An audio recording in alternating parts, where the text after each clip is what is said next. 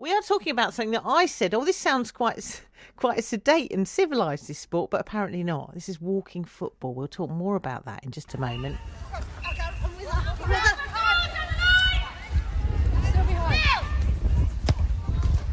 Now, if you listen to that, you're thinking maybe a usual Sunday league footy game. Were you out in the wind this weekend playing football? But there's a twist. This is women's walking football. It's seen a huge surge in popularity. The creation of a new Sunday league with teams representing East Sussex, West Sussex and Brighton and Hove. There was a tournament yesterday with 10 teams, and these women all took part. My name's Sarah and I'm from Hove, and I play walking football because it's an amazing way to keep fit. You do loads of steps even though you're walking, and it's fun and you get to meet people. I'm Pip, I'm from Hastings, I play for Battle Axes, and I play walking football because it is immense fun and you never get bored. 1 hour or whatever you play of absolute concentration. Great fun. I'm Marty and I'm from New Haven, and I love it because you just see an eclectic mix of every player, and being a goalkeeper, especially walking football, you're dead close to the player. So, it's brilliant.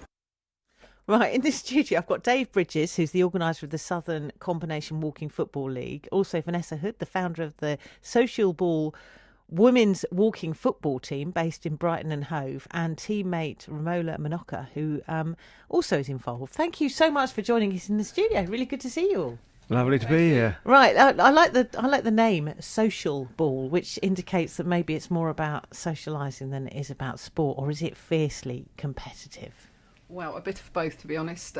We literally see football as a way of fun, making friends, and the socialising off the pitch does take quite some time. Now, I did ask you. I said, "Oh, come on! It sounds quite sedate. Walking football. I've got visions of, but it's not." No, absolutely not.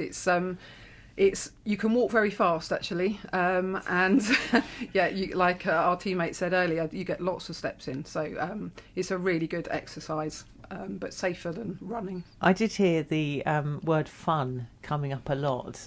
Romola, tell us how long have you been involved in this? So at least 3 years, I think. 3 years ago, I saw a little leaflet in the window in the lanes for Brighton and Hove walking football over 50s. And I thought, that sounds interesting, because I always wanted to play football, and I only ended up playing football in the garden with a couple of boys at the age of 10, and then it was, like you said, netball or hockey. And yes, girls have their very specific sports, didn't they? Yeah, exactly. And I've got a health condition, so I didn't feel I could go and join a recreational team. I didn't feel I was fit enough, and also because of the contact that you get in normal football. And the thing about walking football is it's not sedate. It takes a little bit more skill than running football, because actually the ball moves faster, and when you're running you can keep up with that. Whereas walking, that's quite difficult to judge how hard you kick the ball. So how fast are you allowed to walk then? Are you doing some sort of fairly speedy? The rule, I believe, and we all have different interpretations on this, but I believe the rule is you must have a little bit of your foot on the ground. Right. And obviously it depends on the ref, it depends, and it's a growing sport, so there is a learning curve there for referees as well, and the players. But basically, walking football needs, I think, a little bit more skill than recreational football, and the recreational football people probably won't agree. Well, they probably wouldn't. Would they? They'd be very robust, I would imagine, in their defence of that. But it's non-contact, and I think that's important. Yeah. Because the whole point is we want to be able to have longevity. We're over 50 women. Over 50s. Yeah. The oldest player when I started was 74 with a health condition, ME. And literally, when she kicked the ball, one leg would go up, the other leg would go up with it. It was really funny to watch, but she was an amazing player and very skilled and just a lovely person. I think this is a lovely image of inclusivity that you're portraying here. It that is. People feel that they can come along, whatever their age or their fitness, and get involved and be part of the fun. Yeah, even if they've never played before, we actively encourage everybody, don't we? Yep. And it is a game of strategy, like you say. It is. Let's bring Dave Bridges in on this. Yeah. And this is something, you're the organiser of the Southern Combination Walking Football League. How many teams are involved in that? Well, I set up the men's side 3 years ago, and I have to say my inspiration is my sister Linda, she was part of the lost generation, because I think it's well documented that the FA had banned women from playing football from 1921 to 1971. It's staggering, isn't it? It is absolutely amazing. And it wasn't really even until the 90s that the FA actually really got involved. But I don't want to be negative, because the FA are doing great things now. So it was a mission of mine to actually get these ladies playing. So I set up the Women's Walking Football League in September. So we've had 3 tournaments. Yesterday we had 10 teams, so that was 90 players. Crystal Palace even came down, and they won it. Amazing! But they got a round of applause. The football is excellent. Walking football is a fast game. Anyone who wants to come down to Withdean, 15th of December is our next tournament. I implore you to come down and watch. And there's players of a range of ability. It is fun for certain, but also competitive. These ladies are competitive, let me tell you. Yeah, I bet they are. Yeah, and in terms of when you watched this, you must have felt so proud of what you've achieved when you saw all these women just enjoying what they were doing and lots of people involved. Well, in the first tournament, I actually got a little bit emotional, because I did think about my sister and the times that she couldn't play.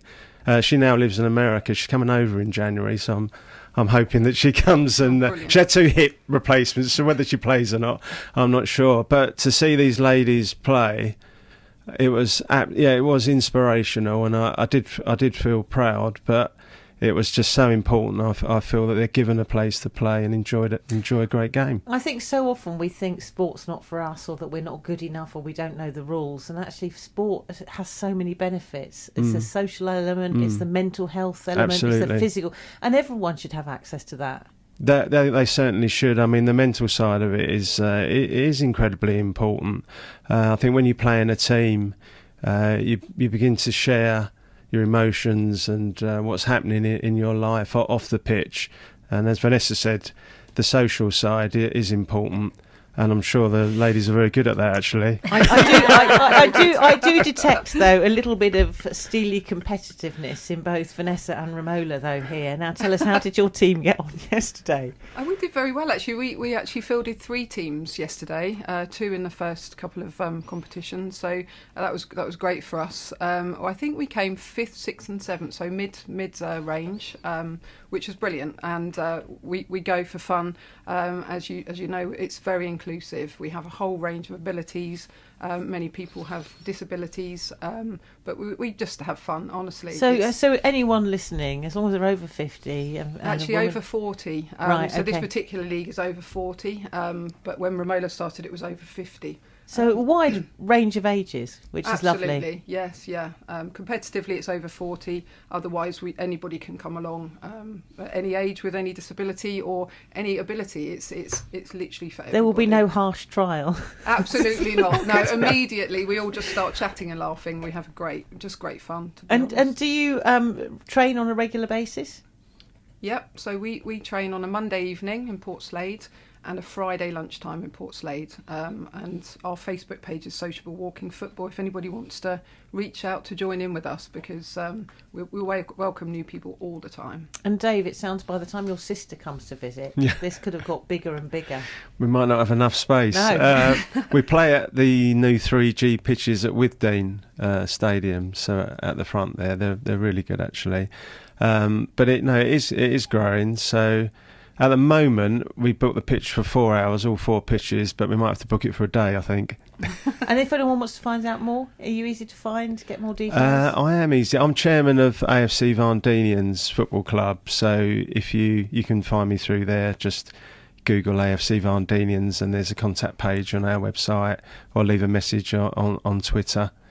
And you can find me, or through my business is Fruit Design, and Google that and you can find me through that as well. And Vanessa, the people are always very welcome to join your team as well. Very welcome, yeah. We're constantly growing. We started off with about 12 people. I think there's now over 50. Our Christmas social has got 35 people attending. The other 15 couldn't make it, but it just shows how popular it is, and actually all the friendships that we're all forming independently. So we're continually welcoming new people. Well, thank you all for coming in. It's been great to hear about what you're all doing, and really good to talk to you. Thank you.